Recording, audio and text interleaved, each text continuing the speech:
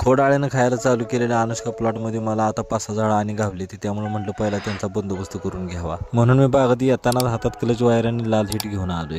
ही बघा खोडाळ्याशी झाडाच्या खोडाला होल पाडून आतमध्ये जाऊन खोड पोकरायला चालू करत्या आणि अशी क्लच वायर आत टाकून त्याला मारण्याचा प्रयत्न करायला लागली, पण क्लच वायर काय आत जायना झाल्या. इथं जर ड्रिल मशीन असते तर क्लच वायर लगेच आतमध्ये गेली असते आणि खोडाळी त्याला अडकून बाहेर आली असते. पण आता आपल्याला ही क्लच वायर जात नसल्यामुळे दुसरा पर्याय करायचा आहे. मग मी लगेच आपलं दुसरं हत्यार काढलं आणि लाल हिट मारून घेतलं आणि तिथल्याच मातीचा गोळा केला आणि त्याचा होल पॅक करून घेतले, जेणेकरून त्यातला गॅस बाहेर जाणार नाही. या झाडाच्या खोडामध्ये ही तार आपली किती आतपर्यंत गेल्या बघा, तेवढं झाड आपलं आतमधून पोकरले. हे बघा आता आपल्याला आळी सापडले, तार बरोबर आल्या, पूर्ण मरून पावल्या, त्याचा पूर्ण चेंदा मेंदा करूनच बाहेर आल्या. अशा प्रकारची पांढऱ्या आळी असतात. हे बघा आपल्याला दुसऱ्या झाडाच्या खोडातनं पण आळी सापडल्या. तार पूर्णपणे आत गेली तर आळी नक्की मरून बाहेर येत्या. जर तार आत जायना तर प्रॉब्लेम होते, मग आपण लाल हिट वापरायचं, आळी 100% मरते. असं एक एक करून आपल्या अनुष्का प्लॉट मधली जेवढी झाडं आपल्याला खोड आळीनं खाल्लेली सापडली होती, तेवढ्या सगळ्या झाडांचा मी बंदोबस्त करून घेतलाय.